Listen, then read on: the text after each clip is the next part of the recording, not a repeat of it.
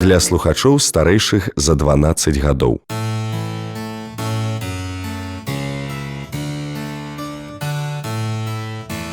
Дыялогі пра культуру.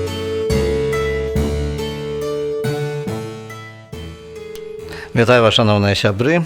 У студыі Навум Гарпяровіч. Сёння мой госць Вячеслав Викторович Данилович, дырэктар Інстытута гісторыі Нацыянальнай акадэміі навук, кандыдат гістарычных навук і ўвогуле цікавы чалавек, мой земляк, нарадзіўся ў Полацку. Мы пра гэта больш падрабязна раскажам.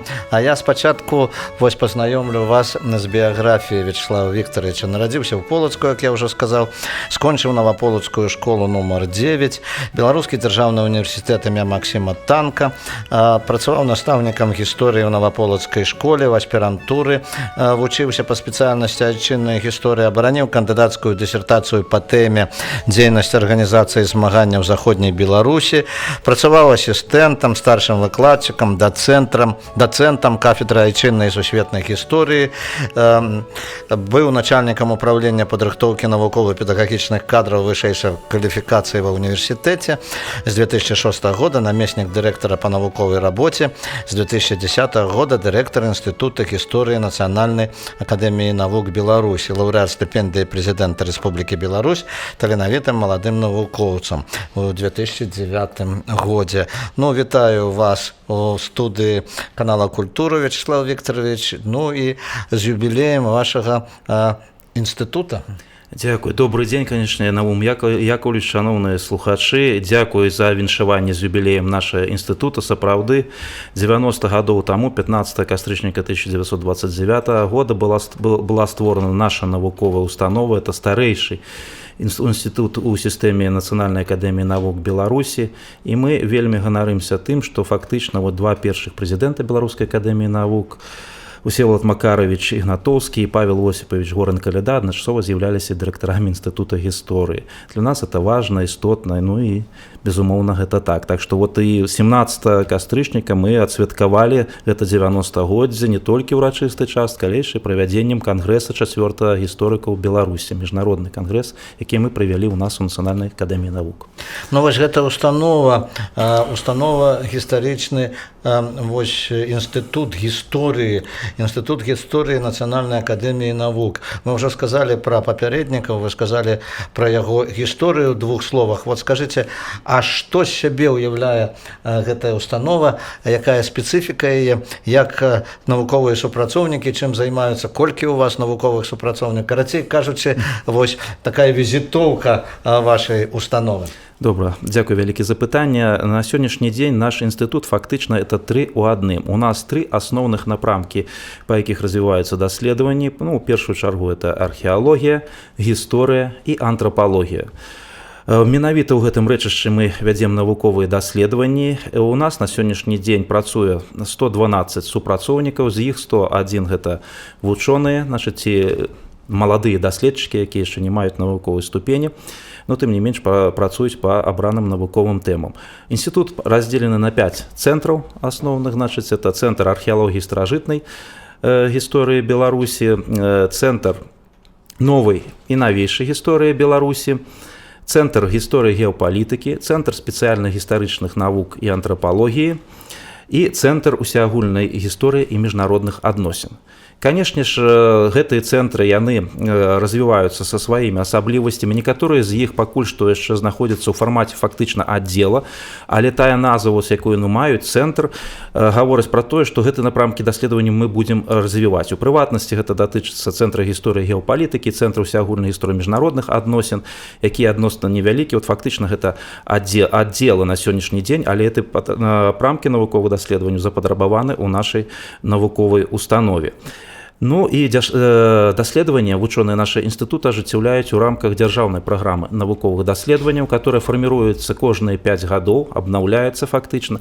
У ёй мы працуем разам з нашымі калегамі з ВНУ. Вельмі важна тое, што дзяржава аказвае нам падтрымку, і мы маем вось такую магчымасць, як дзяржаўная праграма навуковых даследаванняў. Канкрэтна наш інстытут адказвае за падпраграму гісторыя і культура, і вось у рамках дзяржаўнай праграмы нашы вось гэты 5 цэнтраў, яны фактычна вядуць 5 заданняў пад праграмы і каардынуюць адпаведна даследаванні па ўсёй нашай краіне, якія ажыццяўляюцца ў рамках дзяржаўнай праграмы навуковых даследаванняў.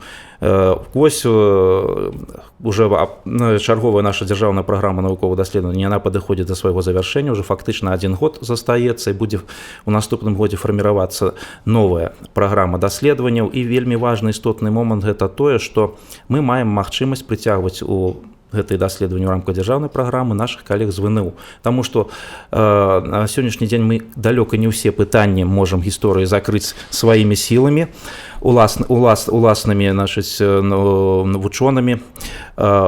У сувязі з гэтым для нас вельмі важна, што тыя пытанні, якія мы самі не можам асвятліць, мы можам прыцягнуць калег з ВНУ, бо ведаем, хто чым займаецца, якія напрамкі, і адпаведна ў рамках дзяржаўнай праграмы мы разам працуем, вывучаем гісторыю Беларусі. А гісторыя Беларусі, она вельмі старажытная, багатая, разнастайная, шматаспектная, і таму вось гэтай працы па даследаванні гісторыі Беларусі, она вельмі працяглая. І на сённяшні дзень якраз таки я бы хацеў падкрэсліць, што для нас самае важнае і галоўнае, аб чым мы заўсёды гаворым, гэта тое, каб мы адлюстроўвалі гісторыю Беларусі вачамі свайго народа, сваёй дзяржавы. Таму што гістарычныя факты і падзеі яны маюць месца, іх нельга сказаць, яны могуць быць, але трактоўкі іх значэнне для той або іншай нацыі, народа, дзяржавы адрознівацца могуць кардынальна. Для нас вельмі важна, чтобы мы глядзелі на айчынную гісторыю менавіта нашымі беларускімі вачыма свайго народа і сваёй дзяржавы. Ну вось напрамак, які называецца гісторыя і культура. Вось гісторыя і культура, як яны ўзаемазвязаны, вось гледзячы на гэта нашымі вачыма. Ну, самым шчыльным чынам, конечно ж, безумоўна, яны ўзаемазвязаны. Ну, ёсць тут одна асаблівасць. У нас за частку падпраграмы, якая даследуе культуру, адказвае Цэнтр культуры, мовы і літаратуры Нацыянальнай акадэміі навук Беларусі на чале з акадэмікам Александром Івановичем Лакоткай. Мы разам з ім з'яўляемся сукіраўнікамі вось гэтай падпраграмы. Гістарычная частка за намі, а у сувязі з тым, што ў нас ёсць спецыялізаваная навуковая установа ў сістэме Нацыянальнай акадэміі навук Беларусі, якая займаецца даследаваннем сферы культуры, гэта прэрагатыва ўжо менавіта цэнтра пад кіраўніцтвам Александра Івановича Лакотка. Но, безумоўна, адасобіць культуру ад гісторыі немагчыма. Гэта важнейшая складовая частка нашай айчыннай спадчыны, гісторыка-культурнай. Дарэчы, мы это сталы выраз сам сведчыць пра тое, што тыя артефакты, на якія знаходзяць, напрыклад, нашы археолагі ў зямлі, это тоже частка культуры нашых продкаў. І ўвогуле, у шырокім сэнсе, безумоўна, культура яна ахоплівае ўсе сферы жыцця грамадства. Конечно, для нас важно тое, што мы на грунце выяўленых артефактаў, архіўных дакументаў, матэрыялаў маглі стварыць аб'ектыўную карціну гістарычнага мінулага нашага народа, нашай дзяржавы. Гэта вельмі важная, істотная наша задача як гісторыка. А ўжо паглыбляцца ў мастацкія вартасці, развіццё культурных адметнасцяў, асаблівасцяў, гэта робяць уже нашы калегі з цэнтра. Ну што ж, я нагадаю нашим радыёслухачам, што сённяшні госць прамога эфіра канала Культуры Вячеслав Викторович Данилович, дырэктар Інстытута гісторыі Нацыянальнай акадэміі навук. Вячеслав Викторович, ну вось адной з такіх маштабных работ апошняга часу вашага інстытута з'яўляецца гісторыя беларускай дзяржаўнасці. Так, безумоўна, фактычна з 2005 года вучоныя нашага інстытута мэтанакіравана займаліся пытаннем даследавання гісторыі беларускай дзяржаўнасці. У структуры інстытута ў гэтым годзе, яшчэ ў той час, калі ўзначальваў інстытут Александр Александрович Каваленя, быў створаны аддзел гісторыі беларускай дзяржаўнасці. І задачы, якія былі перад імі пастаўлены, гэта распрацаваць канцэпцыю, уласнае наша бачанне гісторыі беларускай дзяржаўнасці і ўрэшце рэшт выйсці на падрыхтоўку вось такой абагульняючай працы па ўсім гістарычным перыядам праз прызму гісторыі беларускай дзяржаўнасці. Адпаведным чынам, вучоныя гэта аддзела, які ў той час узначальваў Мікалай Владимирович Мяховіч, он зараз працуе, у нас узначальвае Цэнтр новай навейшай гісторыі Беларусі. Пад яго кіраўніцтвам была распрацавана канцэпцыя, выпрацавана азначэнне таго, што мы разумеем пад гісторыяй беларускай дзяржаўнасці. Зроблена выснова аб тым, што гісторыя беларускай дзяржаўнасці яна знайшла сваё праяўленне ў двух відах форм: гістарычных формах і нацыянальных формах беларускай дзяржаўнасці. Гістарычныя формы это пачынаючы полацкае княства, Кіеўская Русь, Вялікае княства літоўскае, рускае, жамойская, Рэч Паспалітая, Расійская імперія. Гэта поліэтнічныя дзяржаўныя ўтварэнні, якія існавалі на нашай тэрыторыі і у развіцці якіх, умацаванні якіх удзельнічалі нашы продкі, яшчэ і нават да таго, калі пачалі называцца беларусамі, калі мы гаворым пра перыяд старажытнай Русі, напрыклад. Да? Нацыянальныя формы ўжо непасрэдна звязаны, значыць, назва сама беларусы, беларуская, Беларусь прысутнічае ў назве гэтых дзяржаў. І тут, безумоўна, першая спроба вось стварыць нацыянальную форму беларускай дзяржаўнасці, это была Беларуская Народная Рэспубліка, але яна была неўдалай, гэта спроба не ператварылася ў рэальную дзяржаву. Тым не менш, это важны аспект для гісторыі беларускай дзяржаўнасці, потому што была ўпершыню прадпрынята такая спроба.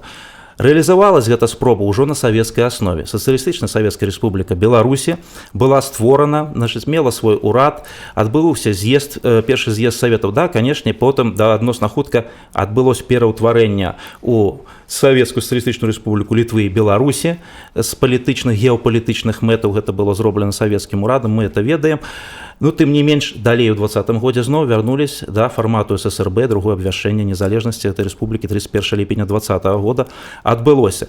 Потым з цягам часу яна стала называцца Беларуская Савецкая Сацыялістычная Рэспубліка, і нарэшце апагей, вышэйшая кропка развіцця нашага народа і краіны — это незалежная суверэнная Рэспубліка Беларусь, тая дзяржава, якой мы зараз з вами жывём і робім усё магчымае для умацавання яе і паспяховага развіцця. Дарэчы, вось курс «Гісторыя беларускай дзяржаўнасці» уводзіцца ў вышэйшых навучальных установах. Да, гэта, дарэчы, вельмі важны і істотны момант, і мне вельмі прыемна падкрэсліць, што першая апрабацыя, вось начытка лекцый па гісторыі беларускай дзяржаўнасці, правядзення нашых семінарскіх заняткаў пачалось у 2012 годзе ў Полацкім дзяржаўным універсітэце. Там мяне запрасілі прачытаць спецкурс па гісторыі беларускай дзяржаўнасці, што я з задавальненнем раблю. Вот кожны год выязджаю туды, чытаю студэнтам вось гэты спецкурс і атрымліваю асалоду задавальнення ад прыбывання ў гэтым старэйшай такой навучальнай установе на полацкай старажытнай зямлі. Но, безумоўна, вельмі важна і істотна, што гэты курс гісторыі беларускай дзяржаўнасці, ён будзе пашыраны на іншыя вышэйшыя навучальныя установы у сувязі з тым, што, на наш погляд, безумоўна, калі мы гаворым пра падрыхтоўку нацыянальнай эліты, не толькі гісторыкаў, тых, хто будзе прафесійна займацца гістарычнай навукай альбо выкладаць гісторыю, а ў шырокім сэнсе эліта, яна паведае ведаць гісторыю сваёй дзяржаўнасці. І па вялікаму рахунку, канешне, дубляваць курс гісторыі Беларусі, які маецца ў нас на ўзроўні школьнай адукацыі, тут не вельмі як бы лагічна і неабходна. А вось паказаць гісторыю Беларусі праз прызму гісторыі беларускай дзяржаўнасці, як адбывались станаўленне і развіццё дзяржаўных інстытутаў розныя перыяды, як развіваліся это дзяржаўныя ўтварэнні на тэрыторыі Беларусі, якія мелі асаблівасці, гэта вельмі важна і істотна. Мне падаецца, што мы рухаемся тут у правільным кірунку, і тыя калегі, якія займаюцца падрыхтоўкай вось і праграмы, і дапаможніка па гісторыі беларускай дзяржаўнасці, я думаю, прафесіяналы сваёй справы і падрыхтуюць адпаведным чынам гэты курс. Ну што ж, вось зноў жа Полацак, зноў жа наш родны Полацак, Полацк калыска беларускай дзяржаўнасці, так называюць яго цяпер. Як вот вы можаце сказаць, як гэта адпавядае гэты выраз таму, як ён гучыць? Ну, безумоўна, тое, што Полацкае княства фактычна это першая дзяржава на тэрыторыі сучаснай беларускай зямель, і Полацк, які знаходзіцца зараз на нашай тэрыторыі, самы старажытны горад беларускі, да, ён якраз таки непасрэдна завязаны з гэтым княствам, Полацкай зямлёй будучым, потым яна стала называцца. І гэта безумоўна так, таму што яшчэ раз падкрэслю, вот першая дзяржава, якая ўзнікла на нашых землях, это было Полацкае княства. Потым, значыць, яна пэўны час уваходзіла ў склад Кіеўскай Русі, якая ахоплівала Кіеўская Русь і іншыя землі сучаснай Беларусі таксама, і там тоже удзельнічалі ў будаўніцтве гэтай дзяржавы нашы продкі. Ну, для нас асабліва важна тое, што вось менавіта Полацкае княства, оно ўпершыню так загучала ў тыя старажытныя часы на нашых землях. І яшчэ вельмі істотны момант, які б я хацеў падкрэсліць, што мы разглядаем дзяржаўнасць першую чаргу як унутраны патэнцыял народа, бо не бывае дзяржавы без людзей. І калі народ не мае вось гэта ўнутранага патэнцыяла, здольнасці пабудаваць уласную дзяржаву, сваю краіну, развіваць, умацоўваць яе, то адпаведна гэта краіна, калі б яна была абвешана, доўга не праіснуе. Так вось уся гісторыя Беларусі сведчыць пра тое, што у беларусаў патэнцыял дзяржаўнасці вельмі моцны. Мы будавалі розныя дзяржавы разам з іншымі народамі, поліэтнічнай формы гістарычнай беларускай дзяржаўнасці, і ўрэшце выйшлі да сваёй нацыянальнай дзяржавы, якой вот тое, што мы зараз маем, уже больш 25 гадоў, у нас існуе свая суверэнная рэспубліка Беларусь, гаворыць аб тым, што патэнцыял дзяржаўнасці ў нашага народа вельмі моцны. Ну а пачынаўся калісьці вот ён менавіта з Полацкам, нашым самым старажытным горадам. Ну і вось археолагі, гэта, напэўна, самыя дакладныя звесткі пра гісторыю, таму што артефакты, якія знаходзяцца, яны сведчаць пра тое, што было на самой справе. Ну так, безумоўна, гэта матэрыяльныя сведчанні старажытных эпох, і тут ужо як бы нічога не прыдумаеш, артефакт, які ён ёсць, але інтэрпрэтаваць, зноў-такі яго выставіць у лагічны ланцужок, гэта таксама магчыма рабіць і неабходна. Больш таго, каб яны не былі рэччу ў сабе, а давалі нам больш-менш цэласнае ўяўленне аб мінулым нашага народа. І ў сувязі з гэтым мне таксама вельмі прыемна азначыць, што археалагічная навука развіваецца ў нас даволі плённа. Не магу не сказаць пра тое, што ўжо 4 гады запар дасягненне нашых вучоных археолагаў уваходзяць у топ-10 найлепшых вынікаў навуковых даследаванняў Нацыянальнай акадэміі навук Беларусі. Пачыналася фактычна гэта з даследавання у Дзяржынскім раёне славянскае гарадзішча Васілеўшчына, вельмі цікавы унікальны такі помнік. Ён увайшоў у 2015 годзе у топ-10 дасягненняў. У 2016 годзе туды трапіў археалагічны комплекс Кардон, вельмі цікавы такі аб'ект, які знаходзіцца на шляху з вара Грэкі, менавіта на заходняй Дзвіне ў Шумілінскім раёне. Якраз такі буйная такая гандлёвая кропка была, і што самае цікавае, ён датуецца 8-10 стагоддзям нашай эры, это на 200 гадоў старэй, чым шырока вядомае Гнёздава, якое знаходзіцца на Смаленшчыне ў Расіі, таксама на шляху з варагаў у Грэкі. Потым у 2017 годзе нас археолагі парадавалі вельмі адкрыццём сапраўдна, як яны зрабілі на поўдні Беларусі у Жыткавіцкім раёне. Яны выявілі самыя старажытныя на сённяшні дзень адназначна славянскія матэрыялы славянскай пражскай культуры, якая прасціралася ад Судетаў калісьці і да Дона ў Расіі і датуецца на 4 стагоддзі. Вось калі пра ранейшыя археалагічныя культуры розныя могуць спрачацца, говорить, там это пра славяне, там ці балты, іншы, пра пражскую культуру все згодны, што гэта адназначна славянская культура. І вось самыя старажытныя матэрыялы выяўлены у нас на тэрыторыі Беларусі. І уже у вучэбную літаратуру адпаведна ўнесены змены пра тое, што мы гаворым, ужо славяне на нашай тэрыторыі з'явіліся не ў 6 стагоддзі, а ў 4 стагоддзі на 200 гадоў раней. Гэта таксама сапраўднае адкрыццё, якое вельмі важна для гайчыннай гісторыі. Ну і таксама мы вельмі актыўна імкнемся развіваць такі напрамак новы для нашых археалагічных даследаванняў, як падводная археалогія. Зразумела, гэты напрамак вельмі затратны, і зрабіць усё самім нам немагчыма на сённяшні дзень, але тым не менш мы ўдзячны за тую падтрымку, якую маем з боку кіраўніцтва Нацыянальнай акадэміі навук Беларусі ў развіцці гэтага напрамку. І мы хацелось бы падкрэсліць, што мы плённа супрацоўнічаем тут з дайвінг-клубам «Марскі Пегас», з яго кіраўніком Андрэем Ліхачовым, якія людзі там зацікаўлены падводным плаваннем, але яны зацікаўлены ў тым, каб прынесці нейкую карысць сваёй краіне. І вось з дапамогай іх мы падрыхтавалі і стварылі, у нас у інстытуце дзейнічае група падводнай археалогіі на чале з маладым таленавітым вучоным Сергеем Ліневічам, таксама вось, якія ажыццяўляюць вось гэты падводныя даследаванні. І па выніках 2018 года даследаванні, якія былі праведзены з дапамогай падводнай археалогіі, гэта на вельмі цікавым такім аб'екце комплекс Асавец на мяжы Бешанковічскага Сенецкага раёна. Зараз это балоцістая мясцовасць, калісьці было возера, вельмі цікавыя артефакты там былі выяўлены. Это на дне возера, так? Ну, калісьці было яно 3000 год да нашай эры там было возера, зараз это ўжо балота ператварылася, але дзякуючы торфу вельмі добра захаваліся арганічныя артефакты, разнастайныя рэчы, упрыгажэнні. І вось калі мы чулі, магчыма, у гэтым сезоне таксама былі, у мінулым годзе выявілі частку амулета вужыка касцянога, голову этого амулета, а ў гэтым годзе знайшлі і астатнія цельцы, вось гэта таксама менавіта там, і дзякуючы падводнай археалогіі.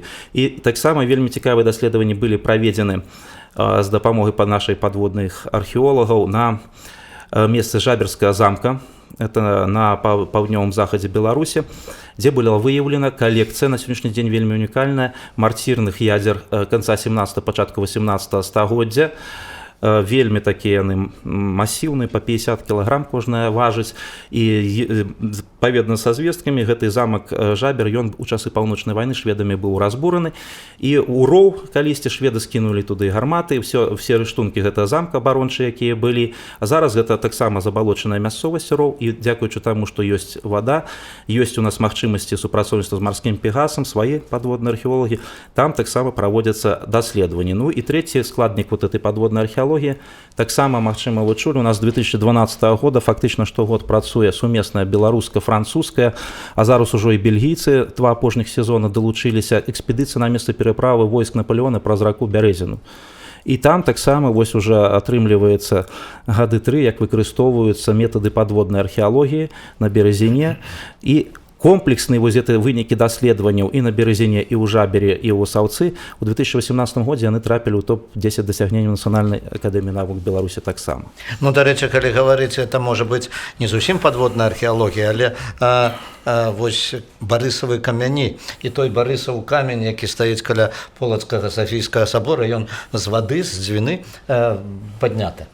Ну так, это ж один са старажытнейшых артефактаў і помнікаў і пісьменства на тэрыторыі Беларусі, сведчань рэлігійных пэўных уяўленняў і развіцця гістарычнага полацкага княства таксама, і гэтыя помнікі мы можам толькі пашкадаваць, што іх, на жаль, мала захавалася. І пэўны час яны былі страчаны, але тое, што мы маем на сённяшні дзень, гэта унікальныя рэчы, і вельмі важна, што вот ён прысутнічае каля Сафійскага сабора, старажытнага Полацка, этот барысаў камень у нас ёсць. Вячеслав Викторович, ну а вось калі гаварыць пра даследаванні, звязаныя з гісторыяй беларускай дзяржаўнасці, вось БССР і БНР гэта складнікі аднаго, так сказаць, вот напрамку. Ну, гэта ўзаемазвязаныя працэсы. Па-першае, неабходна ўзгадаць першы ўсебеларускі з'езд, які адбыўся ў снежні 1917 года, дзе ішлі спрэчкі аб тым, якой форме павінна быць рэалізавана беларуская нацыянальная дзяржаўнасць. Ну, у выніку, вы ведаеце, нягледзячы на тое, што цэнтральная ўлада бальшавікоў, значыць, Ленін і Сталін падтрымлівалі скліканне з'езда, яго правядзення, мясцовы аблвыканкам ЗАГ, яны былі не вельмі задаволены гэтым мерапрыемствам, урэшце рэшт пайшлі на яго разгон пад фармальнай падставы, хаця афіцыйна дэлегаты з'езда прагаласавалі за рэзалюцыю, якая прызнавала савецкую ўладу і заяўляла пра тое, што павінен быць сфарміраваны беларускі савет, які будзе ажыццяўляць гэту ўладу на тэрыторыі Беларусі. Ну, тым не менш, гісторыя пайшла так, як яна пайшла, і вось з'езд другого склікання з'езда не адбылося, і далей уже рэалізоўвалася вот эта ідэя беларускай дзяржаўнасці па 2 напрамках. Частка беларускіх лідараў нацыянальнага руху, яны пайшлі на стварэнне Беларускай Народнай Рэспублікі, абвяшчэнне яе, так, ну, але яна як дзяржава не рэалізавалася. Але паралельна праца вялася вось у Беларускі нацыянальны камітэт, той, што дзейнічаў пры наркамаце па справах нацыянальнасці, савецкая ўрада, які Сталін узначаліў, а ў гэтым белнацкамі працавалі Чарвякоў, Жылунович, нашы выбітныя дзяржаўныя дзеячы, і яны даводзілі да савецкай кіраўніцтва пазіцыю аб тым, што неабходна рэалізаваць патэнцыял беларускай нацыянальнай дзяржаўнасці на савецкай аснове. І ўрэшце рэшт это вылілася ў стварэнне сацыялістычнай савецкай рэспублікі Беларусі. І дальше развіццё беларускай нацыянальнай дзяржаўнасці ажыццяўлялася на савецкай аснове.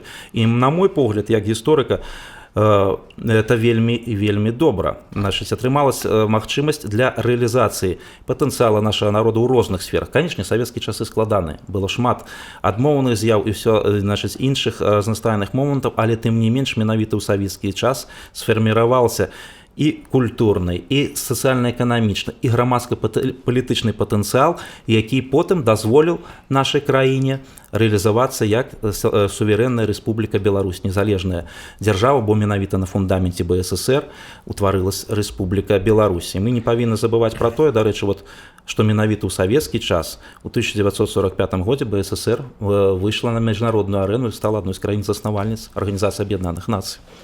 Вячеслав Викторович, ну вы даследовали гісторыю заходняй Беларусі, дзейнасць арганізацыі змагання ў заходняй Беларусі. І, конечно ж, нельга не гаварыць пра верасень аб'яднання заходняй Беларусі з усходняй.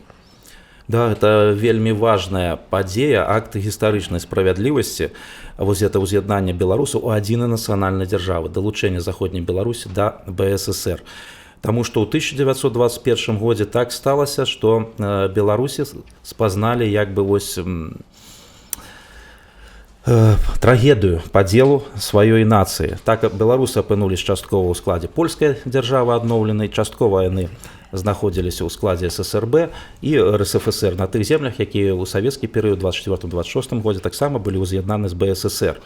І вось як бы гэты заканамерны працэс яднання беларускай нацыі, які пачаўся на савецкай тэрыторыі вось у 24-26 годзе, ён лагічна быў завершаны ў 1939 годзе у верасні, калі беларусы змаглі аб'яднацца ў адзінай нацыянальнай дзяржаве. Для нас это, безумоўна, вельмі важная падзея. Цэлы шэраг выданняў у нашым інстытуце падрыхтаваны і прысвечаны падзеям вось якраз такі звязаным з узаемаадносіны Польши і Беларусі, з Рыжскім мірам, з уз'яднаннем беларускага народа. Это і зборнік дакументу матэрыялу, які разам мы з дэпартаментам па архівах справаводства Нацыянальным архівам Рэспублікі Беларусь рыхтавалі, ты з заходняй, з усходняй нашай Беларусі, і зборнік дакументаў Польша-Беларусь 1921-1953, і фундаментальная праца «Рыжскі мір в судьбе беларускага народа». Таксама вось цэлы комплекс выданняў, у якіх мы выразна паказалі, што нягледзячы на асобныя адмоўныя моманты, складанасці, якія ўзнікалі, цяжкасці, да, значыць, тым не менш, гэта быў станоўчы, важны працэс, які дазволіў нашаму народу аб'яднаць свае сілы і развівацца ў адзінай дзяржаве. Дарэчы, менавіта вось у 4-м томе гісторыі беларускай государственнасці, якую мы падрыхтавалі ў нашым інстытуце, і таксама адлюстравана вось гэтай падзеі ўз'яднання беларускага народа, тых пераўтварэнняў, якія праводзіліся на тэрыторыі Беларусі яшчэ да пачатку Вялікай Айчыннай вайны, ўжо ўз'яднаны БСР і пасляваеннае аднаўленне. Ну вось от гэта арганізацыя змагання ў заходняй Беларусі ў 27-30 годах, што з сябе ўяўляла? Гэта былі паслядоўнікі беларускай сялянска-работніцкай грамады, вельмі вядомай, самай масавай фактычна беларускай нацыянальнай арганізацыі на тэрыторыі польскай дзяржавы, да, ў міжваенны перыяд, якую узначальваў у свой час Браніслав Тарашкевіч. Да, вы ведаеце, што ў 1927 годзе эта арганізацыя была ліквідавана польскімі ўладамі, налічвала яна больш за 100 000 членаў, больш 2000 гурткоў па заходняй Беларусі. Тым не менш, польскія ўлады яе ліквідавалі, і вось пасля гэтага была прыняты захады па стварэнні аднаўлення ў нейкім выглядзе ўсё ж такі арганізацыя, якая будзе пераемніцай вось этой беларускай сялянскай работніцкай грамады. Як вядома, яна стваралася БСРГ таксама на грунце пасольскага клуба. Паслы сейма, дэпутаты сейма, якія выбіраліся ў заходнебеларускіх губерняў, якія былі беларусамі, яны ў сейме аб'ядналі, стварылі сваю фракцыю і потым ператварылі яе фактычна вось у арганізацыю. Такім жа шляхам адбывалася і стварэнне арганізацыі змагання.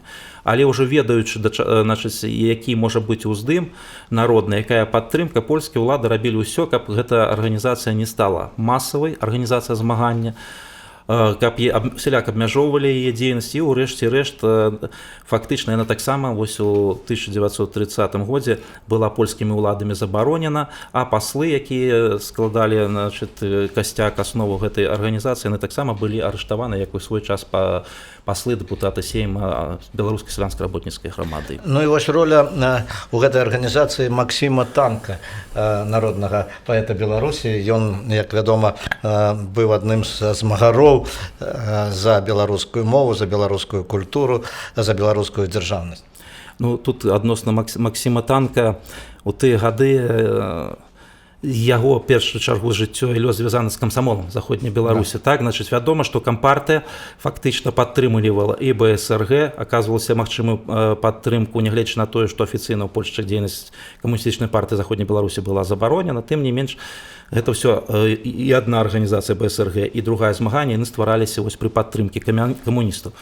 Таму канкрэтна ў арганізацыі змагання Максім Танк ён не ўдзельнічаў, але ён удзельнічаў у камсамоле заходняй Беларусі, і безумоўна тое, што вырас, вось нягледзячы на гэта неспрыяльныя умовы, нацыянальную ўціску, абмежавання сацыяльна-эканамічнай сітуацыі складанейшая, тым не менш Максім Танк, Яўген Скурко, у той час ён, нягледзячы на свой юны ўзрост, актыўна удзельнічаў у барацьбе за правы беларусаў у складзе польскай дзяржавы, гаворыць пра патэнцыял нашага народа і пра тое, што вось такія паэты, выдатныя паэты, пісьменнікі нараджаліся на заходнебеларускай зямлі і, нягледзячы на ўсе складанасці, яны ўсё ж такі рабілі выбар за ўз'яднанне беларускага народу, таму што і камсамол, і кампартыя, і змаганні, і БСРГ, яны выступалі за ўз'яднанне заходняй Беларусі з БССР.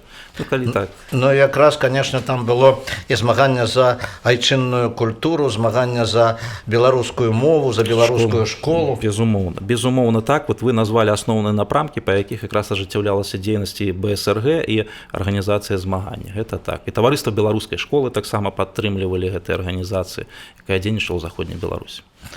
Ну вось, калі мы гаворым пра дзейнасць інстытута, калі мы гаворым пра вашы навуковыя работы, вернемся да вытокаў, так скажам, як гісторыкі паступаюць.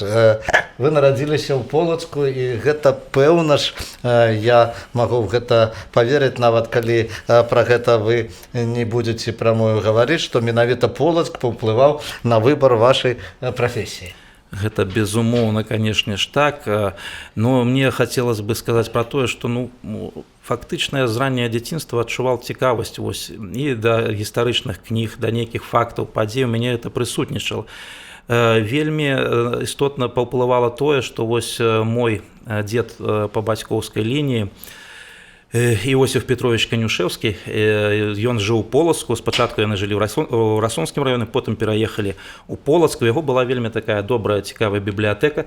Я з задавальненнем, калі прыязджаў з бацькамі альбо без бацькоў з Новаполацка ў Полацк да дзеда, я ў гэтай бібліятэкі гартаў выданні, кніжкі, я памятаю дзіцячае сваё ўражанне, калі я узяў у руки книгу Георгия Васильевича Штыхова «Древний Полоцк» 1975 года выдання, і пагартаючы гэту кніжку, можа не асведамляючы яшчэ конкретно, что там описано, але яна мне прыцягвала. Я ее прочитаў ад коркі да коркі і падумаў, якая ж все ж таки з Полацкам звязана старажытная гісторыя, і вельмі цікавая, і таму фактычна гэтай атмасфера Полацка, уплыў майго дзеда, кніга Георгія Васильевича Штыхова, они паўплывалі на тое, што ў мне узмацнялася гэта цікаўнасць да гісторыі, і ўрэшце рэшт прыйшоў да таго, што фактычна стаў гісторыкам.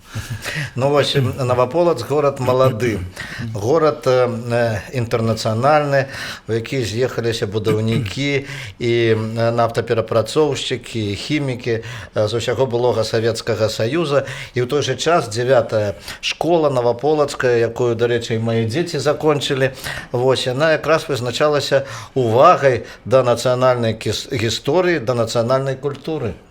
Так, безумоўна, маё навучанне звязана менавіта з 9-й школай.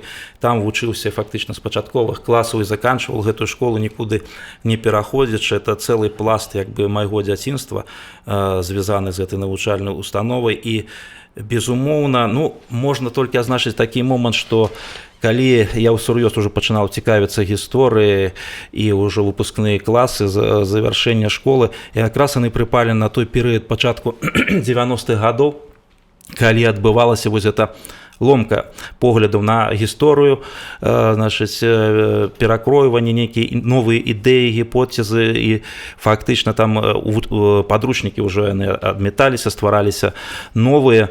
Ну і тым не менш мне хацелася бы падкрэсліць, што настаўнікі ў гэтай школы, і ў прыватнасці гісторыкі, яны ўсё роўна знаходзілі магчымасць цікава распавесці пра гістарычныя падзеі, парасказаць, паказаць, і каб гэта было цікава навучэнцам, нягледзячы на тыя складанасці, што фактычна адбывалася пераасэнсаванне, і прычым у вельмі такі хуткі адрэзак часу, калі гаварылася пра тое, што там было толькі адмоўна, а тут у нейкім перыяды было толькі станоўча. Тым не менш, да гонару настаўніцкага калектыву сярэдняй школы номер 9 гэтая вось складаны час яны змаглі все ж таки годна прайсці разам са сваімі вучнямі. Ну вось я нездарма спытаў пра школу, таму што вот сёння гісторыя ў школе і далучэнне да гісторыі сённяшніх школьнікаў. Якія там ёсць праблемы, на ваш погляд? Ну, канешне, праблемы пэўныя ёсць, безумоўна, але гэта праблемы, якія шмат у чым залежаць увогуле ад развіцця сучаснага грамадства. На жаль, все ж таки грамадства губляе вось такі маральны стрыжань, які быў раней, які дапамагаў супрацьстаяць усялякім шкодным уплывам звонку і увогуле па жыцці чалавеку рухацца ў адпаведнасці са сваім сумленнем, годна захоўваць сябе. Ну так вось, калі мы гаворым пра гістарычную адукацыю, канешне ж, адмоўна паўплывала тое, што у нас не адбылося пэўнай пераемнасці вось у пачатку 90-х гадоў, калі все то, што звязана з Савецкім Саюзам, яно падавалася толькі адмоўна. А, на жаль, гэта таксама паўплывала на развіццё гістарычнай адукацыі, але вельмі важна і тое, што ўсё ж такі, нягледзячы на ўсе складанасці і працэсы, якія звязаны вот менавіта з гэтым рухам сучаснага сусветнага грамадства невядома куды, значыць, фактычна, калі адбываецца раскладанне гэтых маральных якасцяў, нягледзячы на гэта, вельмі важна, што у нас у Рэспубліцы Беларусь ўсё ж такі гістарычная адукацыя, яна захавала сваю стройную сістэму. У нас не адбылося таго, што адбылося ў Расійскай Федэрацыі, калі, напрыклад, да, значыць, калі там існуе вялікая колькасць падручнікаў, які часта адзін аднаму супярэчаць і зусім па-рознаму падаюць тыя альбо факты ці падзеі гістарычнай. У нас все ж такі існуюць адзіныя падручнікі па гісторыі Беларусі, па ўсеагульнай гісторыі, якія рыхтуюцца ў рамках конкурсаў. У конкурсах прымаюць удзел усе, хто жадае, любыя аўтарскія калектывы, але ўжо вызначаецца лепшы падручнік, і потым ён даводзіцца да ладу праз сістэму своеасаблівага рэцэнзавання. Прычым рэцэнзентамі выступаюць не толькі там прафесіяналы-гісторыкі, але і настаўнікі, якія выкладаць будуць па гэтаму падручніку. І вельмі важна тое, што вот у нас Нацыянальны інстытут адукацыі пры Міністэрстве адукацыі Рэспублікі Беларусь, на яго базе дзейнічаюць профільныя секцыі па падрыхтоўцы вучэбнай літаратуры, у тым ліку тое, што тычыцца літаратура гісторыі, дзе я таксама ўваходжу ў склад гэтай секцыі, як, дарэчы, і ў камісію па падрыхтоўцы падручнікаў пры прэзідэнце Рэспублікі Беларусь таксама туды ўваходзім. І гэтае вось сіта, тое, што праходзіць некалькі ступеняў рэцэнзавання вучэбнай літаратуры, дапамагае нам утрымліваць, не даваць вось гэтых рэзкіх крэнаў адзін альбо іншы бок, а падаваць узважаныя факты, якія ўжо адстаяліся, значыць, у гістарычнай навукі, і падаваць у трактоўцы іх з пункту гледжання нашага народа і дзяржавы. Гэта вельмі важны істотны момант, што ў нас няма вось гэтага хаоса у вучэбнай літаратуры.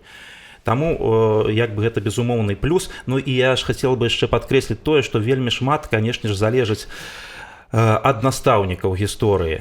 Мы, дарэчы, таксама плённа імкнемся ўзаемадзейнічаць не толькі з Нацыянальным інстытутам адукацыі, наш інстытут, але таксама з настаўнікамі ў шырокім сэнсе. У нас вельмі добрыя адносіны са 174-й гімназіяй горада Мінска, якая шмат увагі надае захаванню аб'ектыўнай памяці аб падзеях Вялікай Адчыннай вайны. Штогадовая канферэнцыя там адбываецца разам аднымі з арганізатараў, з якіх мы з'яўляемся таксама, і Беларускі дзяржаўны педагагічны універсітэт імя Максіма Танка. Россупрацоўніцтва ў нашай Рэспублікі Беларусь таксама дапамагаюць.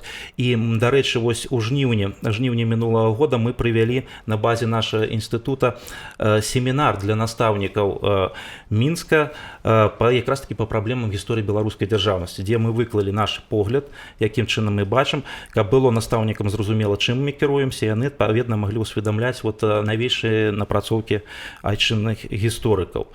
Карацей кажучы, канешне ж, складанасці ў нашай сістэме адукацыі ёсць, яны заўсёды былі, але разам з тым у нас ёсць стрыжань падачы гістарычнай інфармацыі ў навучальных установах, які мы не павінны згубіць, і дзякуючы вось пазіцыі дзяржавы. Дарэчы, хацелось бы падкрэсліць такі вельмі важны істотны момант для вучоных гісторыкаў. Калісьці ў 2014 годзе, калі прэзідэнт Рэспублікі Беларусь Александр Григорьевич Лукашенко быў у нас у Нацыянальнай акадэміі навук Беларусі, і яго запыталі аб тым, якія задачы ён ставіць перед гістарычнай навукай, ён сказал: задача только одна, дайте аб'ектыўную карціну гістарычнага мінула. Это вельмі залатога, дарагога каштуе. Вось гэта сцверджанне, калі вышэйшае кіраўніцтва краіны, яно гаворыць, для нас важна аб'ектыўная інфармацыя таго, што адбывалася. Не трэба падаваць там штосьці ў чорным свеце, то штосьці прыгожваць, падайце так, як яно было, каб мы бачылі карціну гістарычнага мінула свайго мінулага народа і дзяржавы. Мало ў якіх краінах такая пазіцыя вось у кіраўніцтва вышэйшай краіны існуе. Гэта вельмі і вельмі важна для нас, як для вучоных. Ніхто нам не дыктуе, што даследуйце тое альбо гэта. Вось туды, паглядзіце, мы рухаемся ў адпаведнасці вось з тым стрыжнем, які вызначаны, мы павінны глядзець з пункту гледжання нашага народа і нашай дзяржавы, аб'ектыўна глядзець на гістарычныя факты і падзеі, што мы і робім. Ну вось краязнаўчы рух, вы прафесійныя гісторыкі, вы тыя людзі, якія займаюцца даследаваннямі прафесійна, з падрыхтоўкай адпаведнай, а краязнаўцы, вот вашы ўзаемаадносіны з краязнаўцамі, бо краязнаўцамі могуць быць людзі самых розных прафесій, і не заўсёды іх падрыхтоўка менавіта гістарычная, вось тэарэтычная, можа быць адпавядаць такім высокім крытэрыям, якімі адпавядаюць вашы супрацоўнікі. Ну, безумоўна, краязнаўчы рух, краязнаўца — это вельмі важная складаючая захавання гістарычнай памяці нашага народа. Безумоўна, вельмі важна, каб гэты краязнаўчы рух ён развіваўся ў кантакце, у ўзаемадзеянні з акадэмічнай ці вузаўскай гістарычнай навукай нашай краіны. Мы гэта выдатна ўсведамляем, і то, калі мы гаворым пра наш інстытут, то у нас штогод мы праводзім каля 20 навуковых мерапрыемстваў, семінараў, круглых сталоў, канферэнцый, большая частка якіх праходзіць у розных рэгіёнах нашай краіны. І вось менавіта на рэгіянальных навуковых гэтых форумах, прысвечаных гісторыі пэўнага рэгіёна, там раёна, горада, прымеркаваных да нейкай даты, мы заўсёды імкнемся збіраць, разам з раённымі ўладамі арганізуем гэтыя навуковыя форумы, абавязкова пры іх падтрымкі, каб на іх прысутнічалі настаўнікі, хто выкладае гісторыю, каб праводзіліся конкурсы вучняў па краязнаўчай тэматыкі і падводзіліся іх вынікі, там лепшай працы адзначаліся, і маглі дзеці таксама выступіць са сваімі дакладамі ў гэтай канферэнцыі, каб абавязкова удзельнічалі краязнаўцы, каб мы маглі мець дыялог такі на месцы, вось нейкія звесткі ў іх маюцца цікавыя, але каб гэта былі навукова адпавядаючы навуцы звесткі, дзесьці штосьці падкарэктаваць, даведацца штосьці новае. Карацей кажучы, вось гэта атрымліваюцца такія комплексныя мерапрыемствы, направленыя, накіраваныя на тое, каб захаваць гістарычную памяць, захаваць цікаўнасць да свайго мінулага, таму што гэта цікаўнасць, як бы там ні было, заўсёды пачынаецца з таго месца, дзе ты жывеш. Гэта непасрэднае краязнаўства. І вось такім чынам, як бы мы ўзаемадзейнічаем з краязнаўцамі, прыцягваючы іх да ўдзелу ў гэтых навуковых форумах, і гэта дае станоўчыя вынікі. Дарэчы, па выніках такіх навуковых канферэнцый разам з выдавецтвам «Беларуская навука», дзякуючы падтрымцы кіраўніцтва Нацыянальнай акадэміі навук, асабіста Владзіміра Рыгоровича Гусакова, у нас заснавана серыя Беларусь праз прызму рэгіянальнай гісторыі. То есть усе тыя працы, якія былі агучаны, артыкулы збіраюцца, выдаюцца асобным зборнікам у гэтай серыі, і раённыя ўлады з задавальненнем гэтай зборнікі набываюць, таму што зноў-такі пра гістарычную адукацыю ва ўсіх нашых падручніках па гісторыі Беларусі заўсёды ёсць урок «Мой край у такі-то перыяд». І вось гэта фактычна як бы дапаможнік, якім карыстаючыся можна ўбачыць навейшыя напрацоўкі вучоных, краязнаўцаў, якія тычацца гісторыі альбо таго, альбо іншага краю. Ну вот, коротко, калі так сказаць. Ну што ж, у нас не так много часу засталося, але тым не менш, хацелася б запытацца, вот у адным інтэрв'ю вы казалі, што ваша кватэра ўся састаўлена кнігамі. Вот, вы вялікі аматар кніг. Што тычыцца літаратуры на гістарычную тэму? Літаратуры, якая выдаецца ў нас, мастацкая, навуковая і так далей. Ну, я хочу сказаць, што ў нас выдаецца даволі шмат цікавай і навуковай літаратуры на гістарычную тэму. Это ў першую чаргу і праца нашага інстытута, безумоўна, і калег з вышэйшых навучальных устаноў. І ў мастацкай літаратуры, тое, што тычыцца вось гісторыі пераўвасабленні, таксама ёсць у нас вельмі такія добрыя прыклады, цікавыя, якія ўзмацняюць цікавасць гістарычнага мінула ў падрастаючае пакаленне. Ну, дастаткова узгадаць, напрыклад, творы Рублеўскай. Вядома, я сам з задавальненнем прачытаў вот выданні, хоць ужо ў такім узросце, але мне было цікава, як это адлюстроўваецца мастацкім словам, і это сапраўды вельмі і вельмі неблага мне падабаецца. Шэраг іншых можна называць прыкладаў, і мне падаецца, што паступова вось гэта пераасэнсаванне і праз мастацкую літаратуру ўвасаблення сучаснага гістарычнага мінула беларускага народа, і оно у нас рухаецца і рухаецца станоўча ўперад. Таксама можна ўзгадаць і творы Івана Васильевича Саверчанкі, які з'яўляецца зараз узначальвае інстытуту літаратуразнаўства, акрамя таго, піша на гістарычную тэматыку, ну і шэраг іншых пісьменнікаў. Карацей кажучы, я думаю, што ў нас у гэтым рэчышчы даволі неблагія напрацоўкі і ёсць куды рухацца ўперад. Ну што ж, я жадаю вам асабіста і вашым калегам поспехаў, новых цікавых работ, і нагадаю нашым радыёслухачам, што сённяшнім маім суразмоўцам быў Вячеслав Викторович Данілович, дырэктар Інстытута гісторыі Нацыянальнай акадэміі навук. Дзякуй вам за тое, што вы прыйшлі да нас у студыю. Усяго найлепшага. Дзякуй вам вялікі. Дзякуй.